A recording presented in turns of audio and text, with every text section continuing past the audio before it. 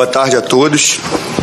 Eu vou fazer só uma introdução para poder abrir para perguntas para vocês, e pode existir um questionamento por que de eu falar agora. Eu tenho muito cuidado toda vez que eu vou me pronunciar, porque pelo ano atípico, pela situação muito peculiar que o Vasco vive, que não é só falar de futebol, todas as vezes que eu venho falar são assuntos polêmicos e delicados. E a minha preocupação é sempre com o desempenho no campo. Se a fala aqui só fosse de planejamento esportivo, avaliação de temporada, a gente poderia ter um contato com uma rotina muito mais próxima, né? Não vou falar semanal, mas mais próxima. Como os assuntos eles são recorrentes com relação ao que aconteceu com o clube, eu tenho muito receio que isso possa, de alguma forma, interferir na cabeça dos atletas, porque a gente vai falar sobre 777, sobre SAF, apesar de eu ser muito claro e verdadeiro com eles, passando toda a situação. A minha preocupação é desempenho de campo, porque a gente estava num bom momento com relação à Copa do Brasil, chegando numa semifinal. Nós tivemos antes disso uma boa sequência de vitórias. Nós víamos de 2 vitórias seguidas contra Cuiabá e Bahia, chegando a 43 pontos antes do jogo do Fortaleza, com 6 rodadas de antecedência para o término do campeonato. Então eu estava com todo esse cuidado para, obviamente, esperar um pouco mais para poder falar. E se eu quisesse ser oportunista, eu falaria depois das 2 vitórias contra Cuiabá e Bahia, porque a atmosfera aqui dentro dessa sala seria uma atmosfera mais positiva. E eu já vivi isso aqui dentro de alguns meses. A gente está quanto tempo com o controle da SAF? 5 meses. 5 meses. E eu já vivi altos e baixos aqui dentro, né? Desde que eu cheguei naquele primeiro momento com a derrota para o rival, e depois, obviamente, com uma sequência boa. E todas as vezes que você fala com um momento melhor, é natural que as pessoas estejam mais abertas para interpretar de uma forma mais positiva. E também é natural que as pessoas estejam num momento mais delicado assim, apesar de eu não enxergar que eu seja bem interpretado. A gente não vive um caos pela perspectiva do que foi o ano, o início do ano. A gente não vive um caos. Não é o lugar onde nós gostaríamos de estar, e nunca vai ser. Mas não é esse caos que transformaram isso. Mas, obviamente, que como é um momento delicado, todas as coisas que eu ouvir a falar, ela já tem uma tendência de, obviamente, um ambiente mais negativo. No entanto, que existia uma brincadeira, foi bolão ou bingo, né, que fizeram aí na internet, das frases que eu iria falar, porque poderiam ser frases repetitivas. E eu acho que todo mundo vai acertar, todo mundo vai ganhar no bingo, porque se eu tiver que repetir 80 mil vezes o que aconteceu e as pessoas não entenderam, eu vou continuar repetindo. Porque a gente não pode e não vai normalizar o que aconteceu aqui. A gente não vai normalizar. Eu não vou normalizar o que a 777 fez com o Vasco. Eu não vou normalizar. Não estou me colocando ou colocando o grupo como salvador de nada, mas já estaria no mínimo com 4 meses de salário atrasados. E isso levaria uma saída coletiva dos atletas pela lei, porque com 3 meses eles podem sair. Então, assim, eu nunca vou normalizar isso, como não vou normalizar outras situações que a gente vai vir a conversar. Então, esse era um ponto inicial. Eu jamais vou ser oportunista, porque eu poderia ter falado na vitória e não falei. O outro ponto, só para passar para vocês, que foi um assunto muito debatido, que é a questão da venda da SAF. Eu sei que vai ter muita pergunta sobre isso, mas eu só quero antecipar com uma fala. Enquanto eu for presidente do Clube de Regatas Vasco da Gama, a minha intenção vai ser vender a Vasco SAF. Vocês estão ouvindo isso da minha boca. A minha intenção vai ser vender. Vender é um outro processo. Vender é um outro processo. Então, a minha intenção é vender. Paralelo a isso, eu não posso ficar sentado no sofá de casa esperando um investidor, porque eu tenho contas para pagar. E eu preciso fazer com que o clube ande. Eu tenho dívidas, eu tenho compromissos. Com isso, eu tenho que fazer uma reestruturação financeira. Pegando já a palavra reestruturação, o torcedor ele tem todo o direito, porque eu sou um deles, na função de presidente, de nunca mais querer ouvir essa palavra reestruturação, porque ela já foi dita milhões e milhões de vezes e nunca foi feito nada. E quando a gente entra com a medida cautelar antecedente, isso é o início da reestruturação financeira.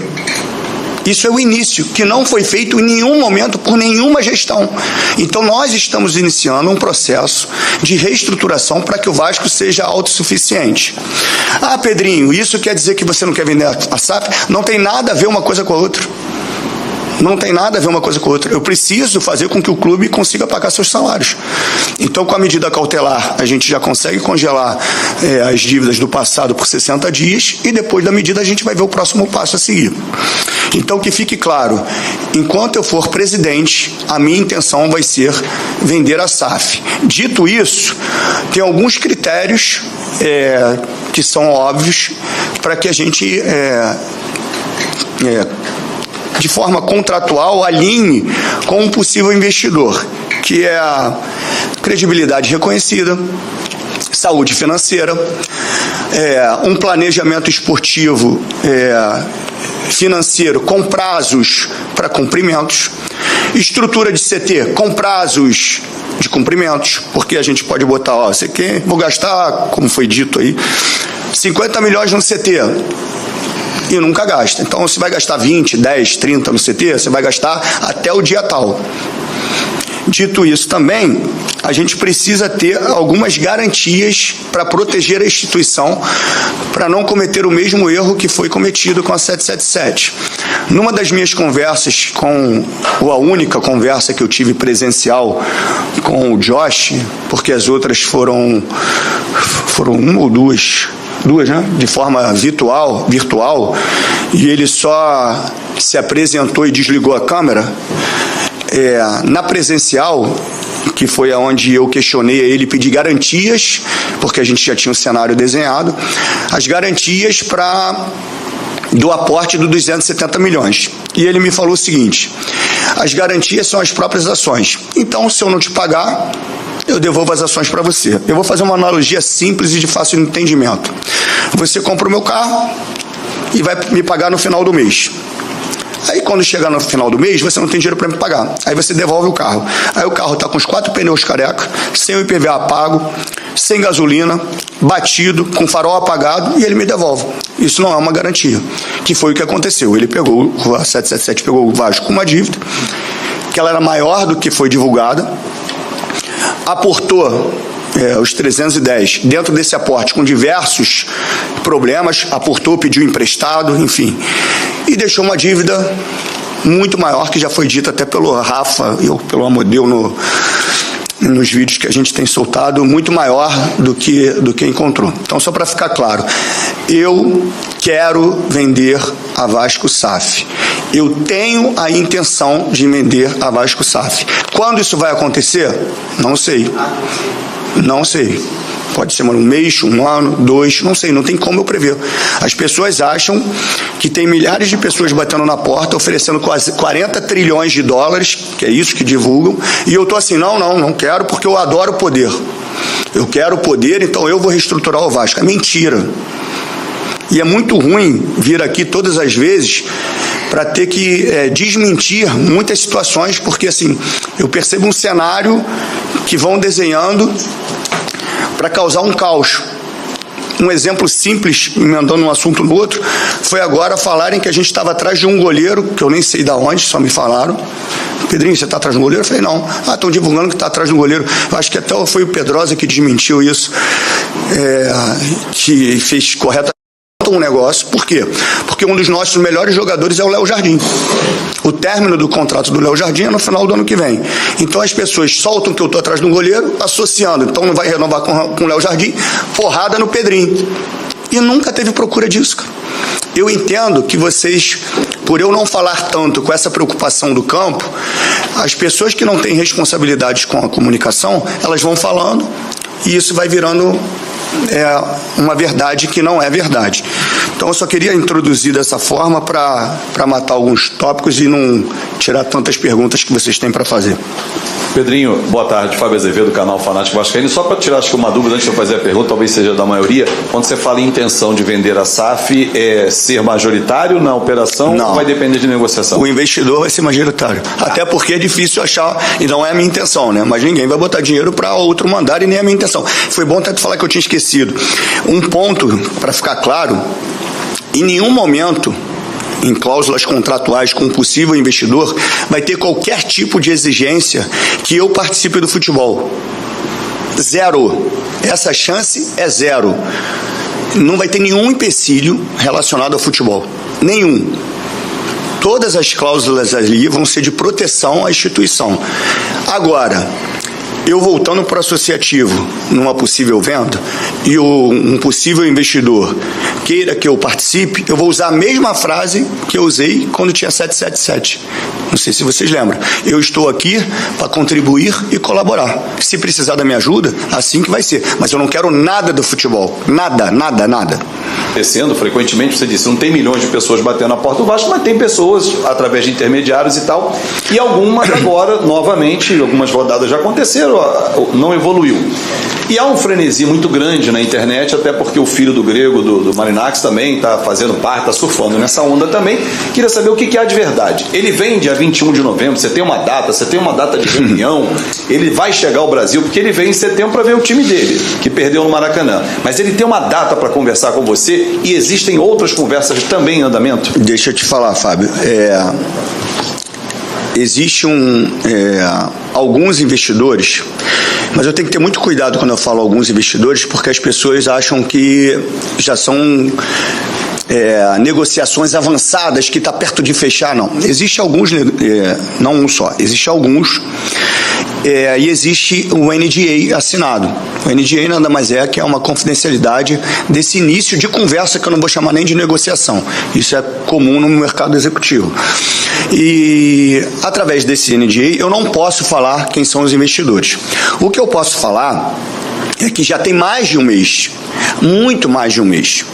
E as pessoas, mais uma vez, só para pegar o gancho da pergunta, souberam, e aí não é para nenhum de vocês que estão aqui não, e quando eu falar vocês também, não se sintam vocês aqui especificamente. Surgem alguns personagens nas redes sociais que eles são aproveitadores, eles são oportunistas. Então, quando eles descobrem que tem um possível investidor, e soltam, acho que soltaram essa semana, só que a gente já tem mais de um mês com alguns investidores. E aí solta que como se fosse ele que estivesse trazendo um investidor, com qual interesse? Porque isso é mentira. Nenhum investidor vai em qualquer personagem de rede social para chegar ao Vasco. Isso é uma negociação muito séria. Eles não precisam de nenhum personagem, eles vêm direto a mim, através de um CEO e direto com o presidente do clube. Então esses personagens tentam entrar no circuito para ter algum tipo de benefício. Seja ele de, num futuro, se tornar candidato a vereador, seja algum interesse de ter alguma comissão no negócio, ou seja mesmo para dizer que quer ajudar o Vasco. E não é, porque as pessoas usam o Vasco para se beneficiarem. E às vezes essas pessoas, elas querem me atingir. Só que eu já falei isso 500 vezes, me atinge diretamente. Porque quando você fala com uma outra situação e colocando o sentimento do torcedor no meio, é sacanagem, porra. É sacanagem. Me atinge, beleza. Não coloca o sentimento do torcedor. Porque quando fala, tem um investidor, tá não sei o quê, vai se encontrar, tá no Rio, tá no... Porra. Aí o torcedor está ali viajando milhares de coisas, ainda mais vendo a situação de um clube que virou SAF, que está tendo sucesso, do outro clube que ganha o título, e fica brincando com o sentimento do torcedor, pô. Então, assim, tem conversas com mais de um investidor que são conversas muito iniciais. Tem um que a gente já assinou o NDA e nem começou a conversar. Entendeu? E o NDA e a conversa inicial, ela é muito mais para você passar um diagnóstico, por isso que tem o NDA, porque você vai passar ali todos os números do clube. E isso, de repente, não é, essa conversa de conhecimento do que está acontecendo com o clube, ela não demora ela não consegue ser nem no primeiro dia. De repente, você vai ter dois, 3 encontros só para definir essa situação, de mostrar a realidade. E se isso avançar, aí você vai para o segundo passo e começa a construir. Já teve investidor que uns vocês acertaram, outros não, e é o trabalho de vocês mesmo, que vocês são jornalistas, né? Vocês não são personagens, e quando descobrirem mesmo fontes, vocês têm que divulgar, mas já tiveram investidores que estavam muito dentro e não estão mais, pô. Entendeu? E não estão mais. E não estão mais não por qualquer empecilho da gestão, por qualquer exigência, não, porque saíram, simplesmente. Eu não posso falar pela questão da NGA, eu não posso falar quem são os investidores. Pedrinho, Thiago Totti, mais curiosidade. Você falou que sua intenção é vender a SAF, mas você tem na sua cabeça um modelo, se é com o novo investidor gerir no futebol ou a associação gerir no... A associação não vai gerir futebol se virar SAF. Isso é uma narrativa, cara, que a gente tem que começar a entender que existe algumas situações que vocês já têm conhecimento do que é a história aqui do clube, principalmente desse ano. Tá? Então, assim, por que eu falo a intenção de vender? Por que eu não falo assim, eu vou vender? Porque eu posso não encontrar um investidor. E pode não aparecer um investidor. Aí eu vou ser cobrado porque eu falei, eu vou vender. Quando eu falo, eu tenho a intenção de vender, é porque realmente eu quero vender. Agora eu vou conseguir. O conseguir é eu vou ter um investidor. Porque a gente está no mercado, a gente atende todo mundo. Algumas coisas são muito superficiais, outras coisas chegam até a assinatura do NDA e aí você começa a conversa. Então, assim, nenhum investidor, e não vai ser pedido isso nunca para que o associativo seja majoritário. Primeiro, que não tem esse desejo. E segundo, que isso é uma maluquice, porque ninguém vai botar milhões para outro mandar. E não é a minha intenção. A minha intenção é proteger a instituição. Protegendo a instituição com cláusulas que realmente são de proteção, que foi mais ou menos algumas coisas que eu falei aqui. Joel Silva, aqui do canal Atenção Vascaínos. Eu queria que, também fazendo um gancho na pergunta do Murito, sobre, você disse, Pedrinho, há um tempo atrás, eu acho que bem no início depois da liminar e que você começou a comandar a SAF, e você usou uma expressão que me vem à cabeça a todo momento, que a SAF está quebrada. E você dizia que daria para arcar com os compromissos, pelo menos você garantir e prometeria até o final desse ano. Né? A gente está chegando no final do ano, como o Amadeu já disse, para o ano que vem as receitas seriam melhores e tal. E é justamente nesse ponto, por estar com um planejamento financeiro, digamos, melhor. E aí, voltando ao assunto que é o principal assunto que o torcedor quer ouvir, é sobre a venda da SAF. É claro que está rolando agora uma arbitragem. Eu queria que você explicasse quais são as dificuldades de venda, tendo em vista que a 777 tem 31, vocês têm 30... Isso não implica em nada. E 39. Como é que seria feita a venda? Por exemplo, não implica em nada. Compra de você... Não, olha só. Obviamente, a gente tem que dar autorização para uma possível venda dos 31% da ICAP. Os 39%, eles estão na arbitragem. Toda a possibilidade de uma venda dos 39%, a arbitragem tem que ter ciência disso. Ou seja, se tiver um acordo desses 39% de venda, ele vai acontecer dentro da arbitragem. O que isso acontece? Quando você tem a supervisão feita pela arbitragem, isso aumenta a segurança do Vasco, diminui os riscos do Vasco e aumenta a segurança também do investidor. Por quê? Porque o ambiente é controlado pela justiça. Então, todo o processo legal entre Vasco, ICAP, 777, ele está supervisionado por uma decisão da arbitragem. Então, ele está blindado pela arbitragem. Então, não tem problema nenhum. As pessoas estão confundindo esse momento de 31% de 39% na arbitragem, que é o que está à venda, que isso pode gerar algum... Não. O que a gente fez com a liminar foi dar segurança jurídica. E estando na arbitragem, isso aumenta muito mais. O que a gente precisa é de um investidor. Só que as pessoas, não fazendo propaganda, elas acham que é igual no Mercado Livre, vai lá, não é assim, cara. A gente está falando de um clube de futebol que está com mais de 1 bi de dívidas, que aumentou a sua dívida, mesmo com um aporte de 310 milhões. Eu não gostaria, é isso que as pessoas têm que entender, porque elas acham que é desculpa. Na cabeça das pessoas, eu vou ser repetitivo e bingo para todo mundo, né? As pessoas acham que eu estou aqui dando desculpinha, estou me lamentando. Não, eu sou perguntado, como você fez uma pergunta, eu tenho que falar novamente sobre o assunto. Eu gostaria de falar para vocês que eu tinha milhões para investir, que eu queria fazer um time super potente, que eu queria estar competitivo, que eu queria estar brigando por título, que eu queria ter ganho a Copa do Brasil. Claro, ou contar qualquer bravata aqui na próxima temporada, pode esperar, não vou fazer isso. Nós temos que passar por esse processo. Se o investidor chegar, a gente acelera esse processo de reestruturação, porque vem um aporte, então a gente acelera, a gente não vai deixar de fazer. Tá? Agora, se o investidor não chegar, o clube tem que andar. O que eu tenho que ter é responsabilidade que nunca tiveram. Eu não estou pedindo paciência para o torcedor e não vou pedir, porque eu não tenho. Eu estou aqui, chato ter que passar por isso, mas tem que passar. Então, com paciência ou sem paciência, a gente tem que passar por esse processo. Agora, a gente está trabalhando firmemente paralelo a isso, a encontrar um investidor. Para quê? Para a gente acelerar isso. Se a gente acelerar isso, a gente vai embora, vai acontecer.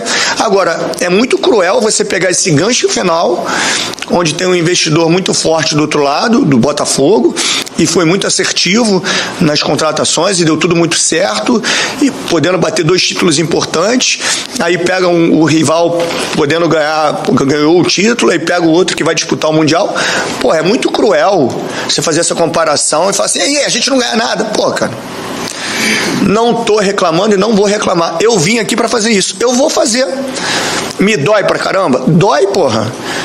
Você acha que eu não queria aqui, porra, fechei com o investidor. Ano que vem tem, vários jogadores aqui. Cara, claro que eu queria falar isso. Quem é que quer dar notícia que não é boa? Só que assim, vai ser feito o processo de reestruturação. E esperamos que chegue um investidor para acelerar isso. Se não chegar, a gente vai fazer do mesmo jeito. Porque assim, alguém tem que fazer isso. Senão você vai só aumentar a dívida. Você só vai aumentar. E um dos pontos também que eu tinha esquecido do investidor é atacar a dívida com dinheiro novo, que não foi feito. O que foi feito no Vasco, que a gente abriu uma comissão de investigação, e é bom citar aqui, senhor Salgado, senhor Vitor Roma, senhor Luiz Melo, senhor Adriano Mendes, senhor Júlio Brandt. Esses caras têm que prestar conta, pô. Esses caras têm que prestar conta. E eu falo de quem, o porquê, porque se não acontecer uma investigação, a gente vai normalizar o que foi feito aqui. Então, enfim, o cenário é esse. Pode melhorar? Pode, e muito. Eu vejo um cenário pro Vasco, não sei em quanto tempo, muito positivo, porra. Porque se a gente zerar as dívidas, acabou o problema, porra. Acabou o problema é dívida. A gente estava enxugando gelo, pô. A gente paga através do RCE, a dívida é maior, os juros é maior do que o que você paga. Então você paga ali 150 milhões, já bate 30, pô. Então você tem que atacar a dívida com dinheiro novo. E isso vai ser uma das exigências, obviamente, do próximo investidor, que ele ataque as dívidas, com prazo, obviamente, a ser cumprido. Posso fazer um complemento? Pode, deve. Na verdade, essa ação, ela está facilitando a venda, tá? Isso está sendo conversado com os investidores e todos vocês acompanham que no mundo a 777, a ICAP e criadores estão passando por uma situação de incerteza em relação à legitimidade para fazer esse processo de venda. Então, para o investidor, traz segurança que essa venda seja feita com o aval do Tribunal Arbitral.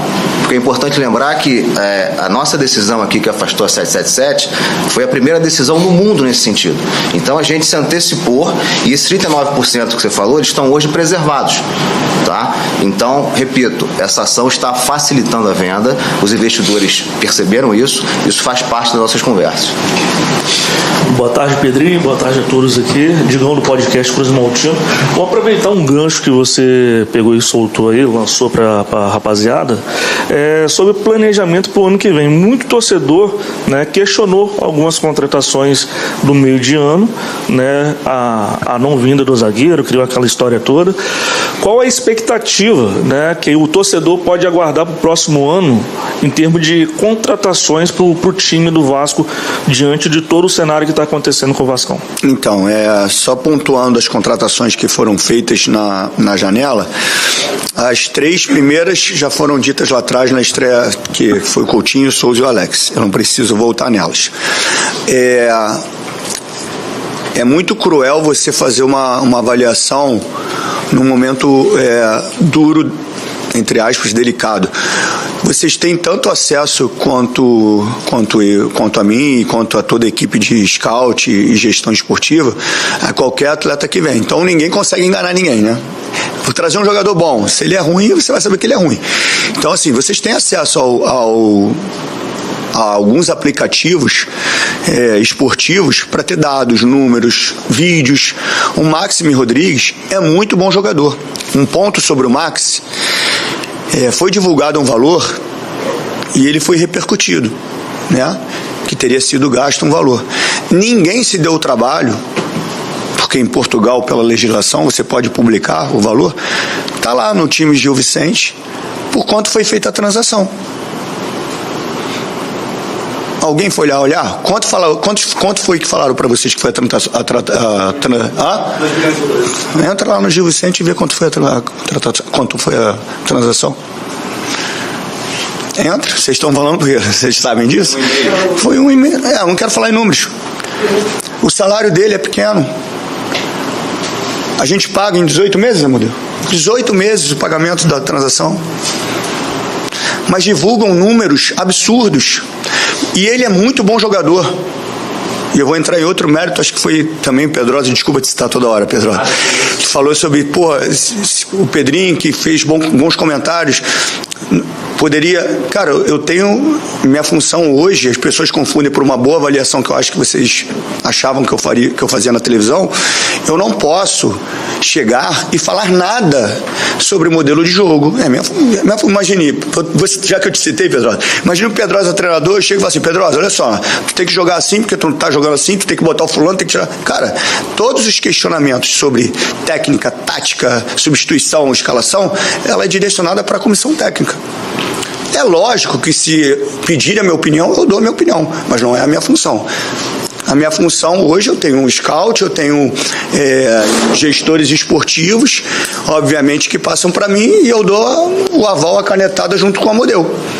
Simples assim. Agora, o Jean pode estar jogando bem ou mal, também não quero falar para não falar do jogador, mas o cara não pode ser convocado para a seleção chilena e ser ruim. Vocês têm informação sobre o Jean. No jogo que o Jean fez pro Bahia, contra o Vitória, ele fez um bom jogo. Pode ter caído de rendimento, mas é um contexto. É um contexto que, de repente, faz com que ele não renda o que ele rende. Mas ele é bom jogador, pô.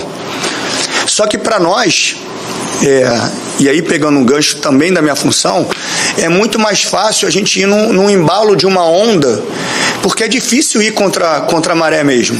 Às vezes a gente acha uma coisa, mas está todo mundo indo para um lado e a gente vai junto, porque você ser contra é diferente. Então, assim, todo mundo fala, o Max é não sei o que, o Jean não sei o que, vai todo mundo junto.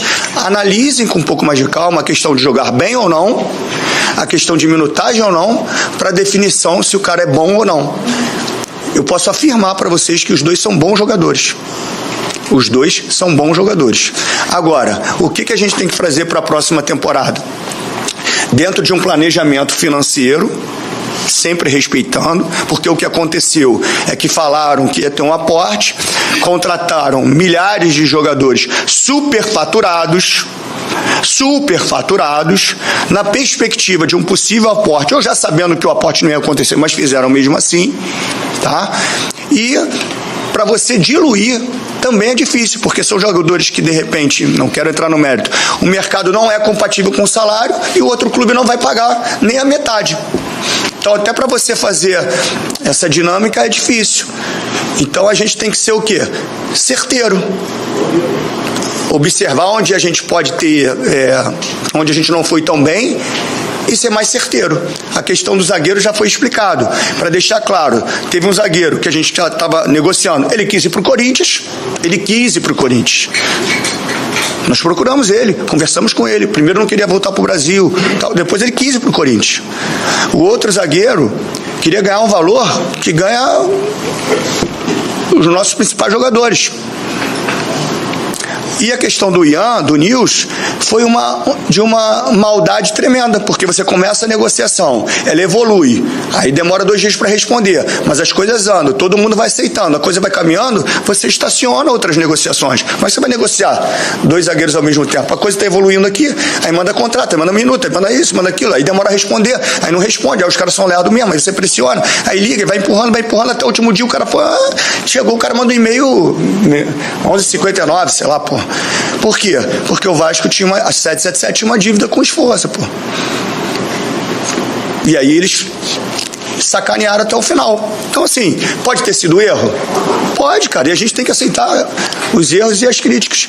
Mas, assim, só uma avaliação pequena sobre o Jean e o Maxi, que, assim, vocês vão aí ver, procurar, vocês vão ter informação sobre os 2 jogadores. Mas com relação, novamente, ao planejamento, ele já existe, que muita gente não estão se mexendo. O planejamento de 25 já está feito há mais de 2 meses, já está sendo feito há mais de 2 meses. Mapeamento de jogador, necessidade de posições, perfil, dentro do orçamento que o Amodeu passa, está tudo sendo planejado ali. Até isso a gente tem que ter cuidado, porque se a gente começar a citar os nomes para, facilitar o trabalho de vocês, em quem a gente está indo atrás, a gente perde, porra. E a gente não está competindo com a primeira prateleira, não. A gente pode perder para a segunda prateleira, pô. Segunda prateleira não é nível de jogador, não, de orçamento. Então, assim, é todo um cuidado que a gente tem que ter.